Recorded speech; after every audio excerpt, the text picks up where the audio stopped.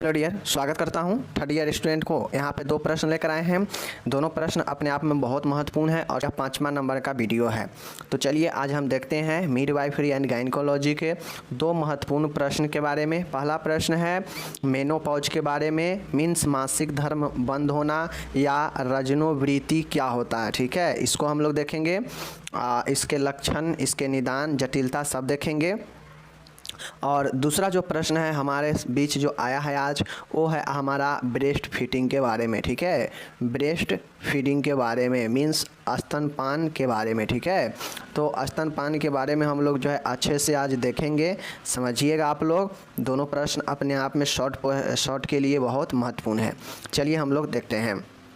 साथियों, पहला है हिंदी इंग्लिश सब में दे रहे हैं, तो आप जो भी थर्ड ईयर वाले हैं हिंदी में पढ़ना चाहते हैं तो हिंदी में नोट्स पढ़ाइए, हिंदी में नोट्स अपना देखिए। अगर आप इंग्लिश में पढ़ना चाहते हैं तो इंग्लिश भी यहाँ पे दिया गया है, इंग्लिश में भी तैयारी कीजिए। चलिए हम आपको बताते हैं कि रजनोवृत्ति होता क्या है, मीन्स मेनोपॉज होता क्या है। चलिए देखते हैं। प्रत्येक स्त्री के 45 से 55 वर्ष की आयु व प्रजनन काल की समाप्ति पर अंडाशय में ओस्ट्रोजन एंड प्रोजेस्टेरोन हार्मोन की अनियमितता तथा कमी आ जाती है, जिसके कारण से ओवरी में डिम्बोत्सर्जन मतलब ओवुलेशन एवं उसकी सक्रियता में कमी आ जाती है। परिणाम स्वरूप मासिक धर्म अस्थायी रूप से बंद हो जाता है।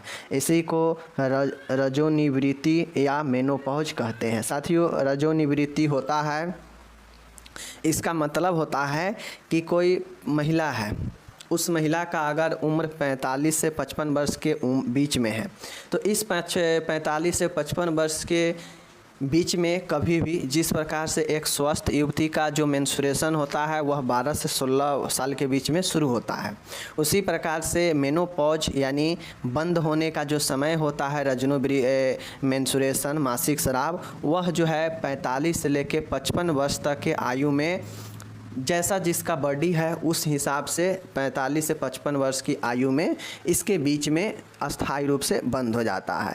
और मासिक स्राव का बंद होना, ओवुलेशन न हो पाना या इसकी कमी आने से जो ओवुलेशन और मासिक स्राव है वह अस्थायी रूप से बंद हो जाती है, और इसी को बंद होने को मेनोपॉज कहते हैं। ये कब होता है? तो यह जो है जब ओवरी में, जब हम लोग जानते हैं कि ओवरी क्या है, एक ग्लैंड का काम है। ठीक है, ओवरी एक ग्लैंड के काम करता है। तो ये ओवरी में जो हार्मोन होता है ओस्ट्रोजन और प्रोजेस्टेरोन, इस हार्मोन की इरेगुलर अनियमितता या फिर कमी आ जाता है, जिसके कारण से जो ओवरी होता है उसमें जो है ओवुलेशन मतलब डिम्ब जो है, अंडा जो है नहीं बन पाता है, या फिर इसके सक्रियता में कमी आ जाती है। फलस्वरूप जो है मासिक धर्म अस्थायी रूप से बंद हो जाती है। इसी को रजोनिवृत्ति मेनोपॉज कहते हैं। तो उम्मीद है समझ गए होंगे आप लोग। 2 चीज़ याद रखिएगा कि जब स्त्री 45 से 55 वर्ष की आयु में जाती है या प्रजनन काल के समाप्ति पर, मतलब जो उसके जनन क्षमता है वो समाप्ति होने पर होता है, तो अंडाशय में ओस्ट्रोजन और प्रोजेस्टेरोन हार्मोन की अनियमितता या कमी आती है, जिसके कारण से ओवुलेशन नहीं होता है या फिर इसके कमी आ जाता है सक्रियता में, जिसके परिणाम स्वरूप मासिक धर्म अस्थायी रूप से बंद हो जाते हैं, और इसी को रजनोवृत्ति मेनोपॉज कहते हैं। ओके, चलिए ये तो समझ गए। इंग्लिश यहाँ पे दिया गया है, इंग्लिश वाले इसको जो है आप लोग इंग्लिश में देखिएगा। ओके, यहाँ पे इंग्लिश इसका दिया गया है। अब चलिए हम लोग चलते हैं रजोनिवृत्ति का क्या लक्षण होते हैं देख लीजिए। सिम्टम्स, लगभग 25% स्त्रियाँ ऐसी होती है जो किसी प्रकार का परिवर्तन अनुभव नहीं करती है सिवाय मासिक धर्म बंद होने के। देखिए इसका लक्षण होता है कि जब मेनोपॉज का स्थिति आता है तो बहुत सारे ऐसे 25% ऐसे स्त्रियां होती है जिनको ये पता ही नहीं चलता है कि वो मेनोपॉज के स्थिति में है और उनको मेनोपॉज आ चुका है, मतलब मासिक धर्म जो है यानी उनका जो प्रजनन क्षमता है वो ख़त्म हो चुका है, उनको पता ही नहीं चलता है।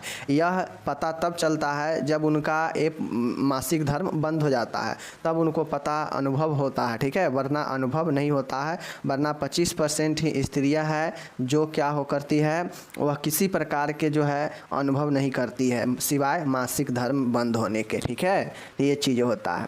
लगभग 50% स्त्रियों में कुछ मानसिक तथा शारीरिक परिवर्तन महसूस होते हैं। अब जैसे ही ये रजनोवृत्ति के समय आता है बंद होने का मासिक स्राव, तो जो 50% फीमेल वोमेन होती है वह जो है उसके अंदर शारीरिक और मानसिक जो है कुछ परिवर्तन आ जाता है। समझ गए, ये सब नेचुरल चीज़ें हैं। उसके बाद है शेष जो 25% स्त्रियां होती है वह असहज एवं कष्टों को महसूस करती है। मतलब कुल मिला के 100 में जो 25% महिलाएं होती है वह लगभग जो है कुछ जो है अपने आप को फील नहीं करती है, महसूस नहीं करती है, अनुभव नहीं करती है सिवाय मासिक धर्म बंद होने के। 50% जो महिलाएं होती है उसके कुछ मानसिक और शारीरिक चेंजेज महसूस करती है, और जो 25% महिलाएं होती है वो अपने आप को असहज और कष्ट से महसूस करती है। तो ये आपका जो है हो गया क्या चीज़, लक्षण। समझ गए, ये लक्षण है। अब इसका इंग्लिश यहाँ पे दिया गया है, आपको इंग्लिश अगर पढ़ना है तो यहाँ पे इंग्लिश दिया है, पढ़ सकते हैं, कोई दिक्कत नहीं है। यहाँ भी इंग्लिश है उसका। तो ये हो गया, ऊपर हो गया लक्षण, सिम्टम्स। अब इसका कुछ और मुख्य लक्षण दिखते हैं मेनोपॉज में। जैसे मुख्य लक्षण में कौन कौन से हैं देख लीजिए। जैसे हॉट फ्लैशेज मतलब गर्म अनुभव होना, योनि में सूखापन मतलब भैजीना में सूखापन, ठीक है ना, ड्राइनेस महसूस होना, संभोग करने पर दर्द, अगर सेक्सुअल रिलेशन बन रहा है तो उसके जो है दर्द होगा। ठीक है, हृदय की धड़कन बढ़ना, समझ गए ना, इस समय हृदय की धड़कन बढ़ जाता है मेनोपॉज होने पर।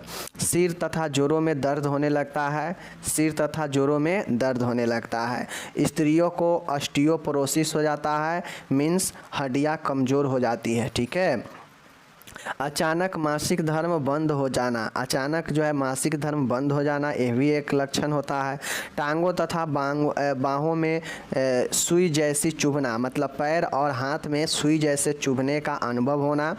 स्त्रियों का स्वभाव चिड़चिड़ा तथा मन अस्थिर रहना, मतलब अब लगभग जानते हैं 45 से 55 वर्ष की अवस्था तो एक प्रकार से एक बुढ़ापा का अवस्था हो ही जाता है।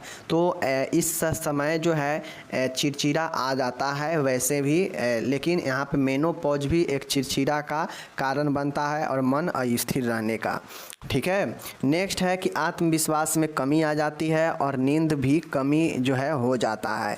तो ये सब जो है मुख्य लक्षण इसका है जो कि हम यहाँ पे आपको ये भी बता दिए। ओके, चलिए आप लोग देख लिए होंगे। अब यहाँ पे इंग्लिश है। ठीक है, इंग्लिश यहाँ पे देख लीजिए, ये सारा के सारा ऊपर वाले मुख्य लक्षण के इंग्लिश भी यहाँ पे दिए गए हैं जो कि आप यहाँ पे देख सकते हैं स्पष्ट रूप से। समझ गए चीज़ को, देख लीजिए। तो इस हिसाब से आप इसको पढ़िएगा तो समझ में बहुत अच्छे से आ जाएगा।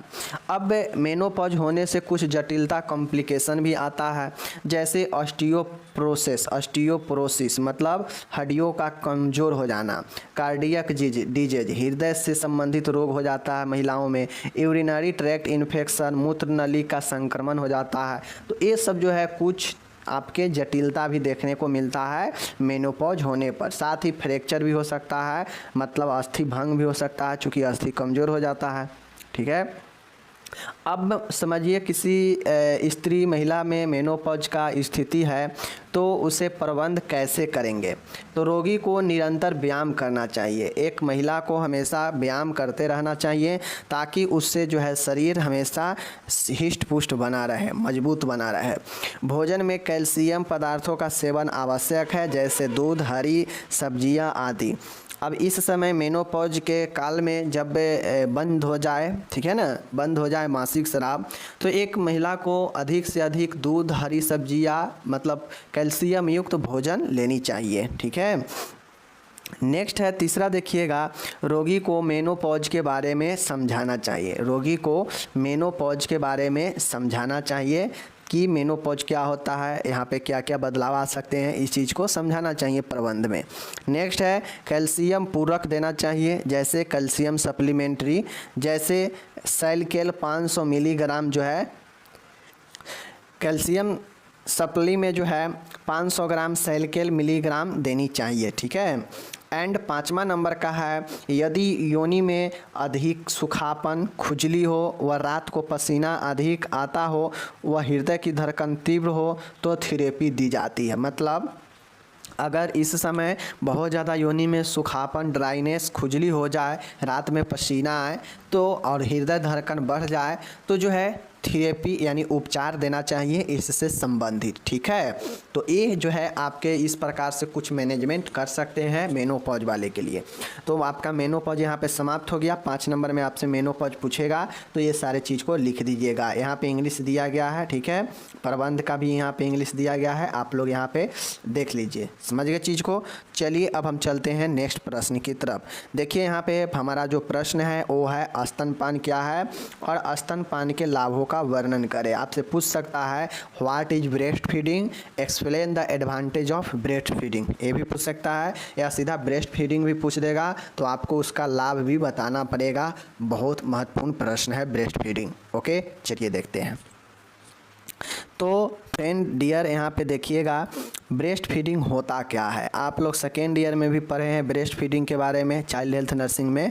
यहाँ भी देखिए आपको ब्रेस्ट फीडिंग के बारे में गायनेकोलॉजी मिडवाइफरी में पढ़ना है, देख लीजिए। ब्रेस्ट फीडिंग, स्तनपान एक प्राकृतिक प्रक्रिया है। ब्रेस्ट फीडिंग क्या है? एक नेचुरल प्रोसेस है। माँ का दूध बच्चे के लिए आदर्श, आइडियल और परफेक्ट स्थिति में होता है। चाहे माँ बीमार, गर्भवती, मेंस्ट्रुएटिंग अथवा कुपोषित ही क्यों न हो, इसके अनगिनत लाभों में कुछ प्रमुख लाभ इस प्रकार है। देखिए, माँ का जो दूध होता है वह प्राकृतिक रूप से बच्चों के लिए सर्वोत्तम आहार होता है। वह एक परफेक्ट और आदर्श स्थिति में होता है। स्तनपान एक प्राकृतिक प्रोसेस है, एक नेचुरल प्रोसेस है जो हर माँ को अपने बच्चों को कराना चाहिए। जितना दिन तक हो सके, समय हो उतना दिन तक करानी चाहिए, ताकि बच्चे को इससे बहुत सारे बेनिफिट्स मिलता है, लाभ मिलता है। ठीक है, और इसके साथ साथ में माता को भी, स्त्री को भी जो है लाभ मिलता है, दोनों को बेनिफिट होता है। समझ गए चीज़ को।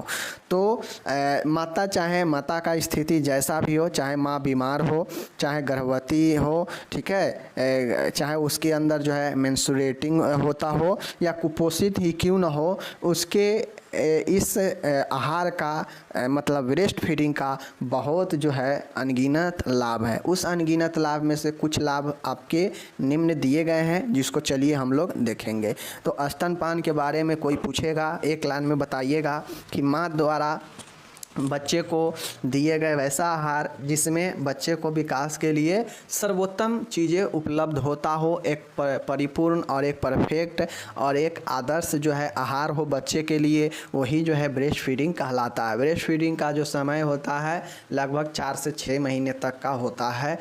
इसके बाद जो है धीरे धीरे बच्चा अपना भोजन शुरू कर देता है। ठीक है, लेकिन एक कंप्लीट जो आपका ब्रेस्ट फीडिंग होता है वो 5 से 6 महीने तक जो है स्तनपान कराना चाहिए लगातार। ठीक है, तो ये चीज़ें आपका हो गया। चलिए अब हम लोग देखते हैं स्तनपान से लाभ क्या क्या है। पहला पॉइंट यहाँ पे देखिएगा, माँ के दूध में वे सभी पोषक तत्व होते हैं जो एक बच्चे को 6 माह की उम्र तक आवश्यक होते हैं। ये सभी पोषक तत्व शीघ्र व आसानी से पच जाते हैं। साथियों, माँ के दूध में जो भी हमें एक शरीर के लिए आवश्यक चीज़ें चाहिए वह माँ के दूध में उपस्थित होता है। उसमें पोषक तत्व इतना होता है कि बच्चे के लिए वह इनफ होता है, काफ़ी होता है 6 माह के उम्र तक। ठीक है, और यह सभी पोषक तत्व जो स्तनपान के दूध में उपस्थित है, माँ के दूध में उपस्थित है, वह सब आसानी से पच जाने वाला होता है बच्चे के लिए। ठीक है, तो पहला लाभ तो ये हो गया कि सभी प्रकार के पोषक तत्व मौजूद होते हैं जो बच्चों को चाहिए। दूसरा लाभ है कि माँ के दूध में प्रोटीन व वसा की सही मात्रा में सर्वोपयुक्त रूप में होता है। मतलब माँ के दूध में प्रोटीन और वसा जो बच्चे के वृद्धि और विकास के लिए आवश्यक है, यह एक उपयुक्त मात्रा में उपस्थित होता है। दूसरा पॉइंट हो गया। तीसरा लाभ देखिएगा, लैक्टोज शर्करा अन्य प्रकार के दूधों से बच्चों की आवश्यकता अनुसार अधिक पाई जाती है, जो अतिरिक्त विटामिन संश्लेषण में काम आती है। देखिए लैक्टोज और शर्करा ये हमारे ग्लूकोज को क्या करता है, मेंटेन करता है। इसमें माँ के दूध में आवश्यक मात्रा में जो है लैक्टोज और शर्करा भी उपस्थित होता है, जो विटामिन संश्लेषण में काम में आता है। तो बच्चा को मतलब स्वादिष्ट लगे इसलिए उसमें जो है लैक्टोज और शर्करा भी जो है मौजूद होता है। इसका ये लाभ होता है जो विटामिन संश्लेषण के काम में आता है। ओके, नेक्स्ट है चौथा है, इसमें पर्याप्त विटामिन्स होते हैं। इसमें क्या होते हैं? पर्याप्त विटामिन्स होते हैं ताकि बच्चे को वृद्धि के लिए आवश्यक हो। पाँचवा देखिएगा, इसमें पर्याप्त मात्रा में जल पाया जाता है। माँ के दूध में पर्याप्त मात्रा में जल भी उपस्थित होता है, जिससे बच्चे को तेज़ गर्मी और शुष्क मौसम में भी 6 माह में बच्चे को ऊपर से पानी देने की आवश्यकता नहीं है। जो बच्चा ब्रेस्ट फीडिंग करता हो 6 माह तक अगर कर रहा हो तो उस ब्रेस्ट फीडिंग के दौरान अगर बच्चे पानी नहीं लेते हैं, बच्चा पानी नहीं लेता है, तो इसका मतलब है कि कहीं ना कहीं से उसको पानी मिल रहा है। तो पानी जो है माँ के दूध से मिलता है, क्योंकि माँ के दूध में तरल पानी भी जल भी उपस्थित होता है, जो बच्चे को तेज़ धूप, लू से, शुष्क मौसम से बचाता है। ठीक है, जो 6 माह के बच्चों के लिए पर्याप्त होता है। ये भी आप लाभ फायदा देख लिए। एंड हम लोग 6 नंबर का देखते हैं। इसमें पर्याप्त मात्रा में आयरन तथा लौह तत्व पाया जाता है। फलतः स्तनपायी बच्चों में लौह न्यूनता, एनीमिया नहीं पाया जाता है। अब जब तक बच्चा ब्रेस्ट फीडिंग करता है तब तक उसमें लौह की कमी से होने वाला एनीमिया नहीं होता है, आयरन डिफिशियंसी एनीमिया नहीं होता है। क्यों? क्योंकि इसमें माँ के दूध में पर्याप्त मात्रा में आयरन, लौह तत्व पाया जाता है। समझ गए ना चीज़ को? तो ये भी एक लाभ है जिससे बच्चे को लाभ मिलता है। नेक्स्ट देखिएगा, यहाँ पे 7वां है, माँ के दूध में विशिष्ट पाचक एंजाइम भी पाए जाते हैं। जो माँ के दूध होता है उसमें ब्रेस्ट फीडिंग करने से होता यह है कि बच्चे को आसानी से पच भी जाता है। क्यों? क्योंकि उसमें आवश्यक जो है पाचक एंजाइम होते हैं, जो बच्चे के पेट में जाने के बाद जो है वह आसानी से पचा भी देता है। ठीक है, नेक्स्ट है 8वां नंबर देखिएगा, स्तनपान से माँ व बच्चों में घनिष्ठ शारीरिक व भावनात्मक संबंध स्थापित होते हैं, जो माँ में संतुष्टि एवं बच्चों की स्वास्थ्य, वृद्धि एवं विकास के लिए आवश्यक है। देखिए, एक स्तनपान इसलिए भी ज़रूरी है, स्तनपान के ये भी लाभ और फ़ायदा होता है कि स्तनपान माँ और बच्चे के बीच जो है घनिष्ठ संबंध को दर्शाता है, चाहे वो भावनात्मक या शारीरिक रूप से हो। वह जो है दोनों चीज़ को क्या करता है? मजबूत करता है।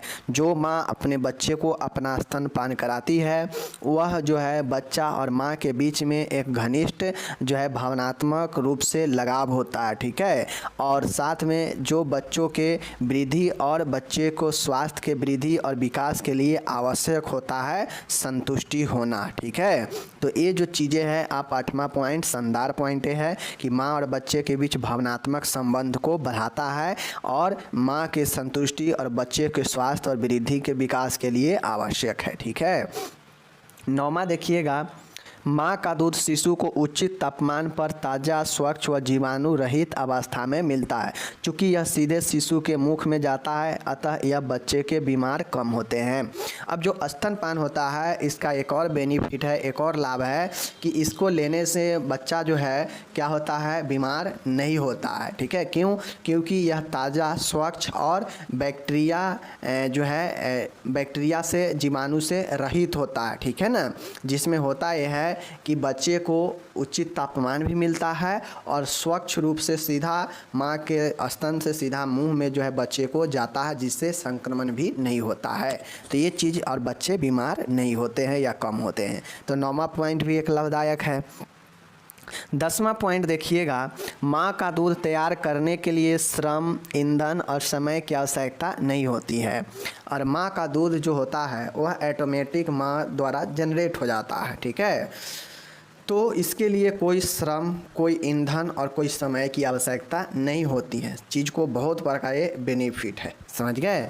नेक्स्ट है, माँ के दूध में संक्रमण रोधी एंटी इन्फेक्टिव कारक पाए जाते हैं, जो बच्चे को संक्रमणों से रक्षा करते हैं। साथियों, जो माँ का दूध होता है उसमें ऐसे कारक पाए जाते हैं जो एंटी इन्फेक्टिव होते हैं, जो संक्रमण रोधी होते हैं, जो संक्रमण को क्या करता है? रोकता है और बच्चे को संक्रमण से रक्षा करता है। ऐसे जो है उसमें मौजूद होते हैं स्तनपान में। ठीक है, 12 नंबर का देखिएगा, यहाँ पे माँ के दूध में एक विशिष्ट पदार्थ बाइफिडस फैक्टर पाया जाता है। मतलब जो माँ के दूध होता है उसमें एक विशिष्ट पदार्थ बाइफिडस फैक्टर पाया जाता है जो बच्चे को आंतों में इंटेस्टाइन में ठीक है ना, लैक्टोबैसिलस बाइफिडस बैक्टीरिया की वृद्धि को प्रेरित करता है। ठीक है, देखिए माँ के दूध में एक विशिष्ट पदार्थ बाइफिडस फैक्टर पाया जाता है जो क्या करता है कि बच्चों के जो आंत होता है उसमें लैक्टोबैसिलस बाइफिडस बैक्टीरिया के वृद्धि को प्रेरित करता है जिससे पाचन तंत्र और जो भी चीज़ें हैं वह सुपाच्य हो पाता है आसानी से। तो बाइफिडस फैक्टर पाया जाता है माँ के दूध में, समझ गए। चलिए 13 नंबर देखिएगा, इसमें लैक्टोफेरिन पाए जाते हैं जो आयरन को बांधकर हानिकारक जीवाणुओं को वृद्धि को रोक देते हैं। साथियों माँ के दूध में लैक्टोफेरिन पाए जाते हैं जो क्या करता है आयरन को बांधकर, मतलब जो आयरन होते हैं लौह तत्व उसको अपने अंदर रखकर और जो भी हानिकारक सूक्ष्म जीव होते हैं उसके वृद्धि को रोकते हैं। ठीक है, तो लैक्टोफेरिन भी महत्वपूर्ण भूमिका है माँ के दूध में।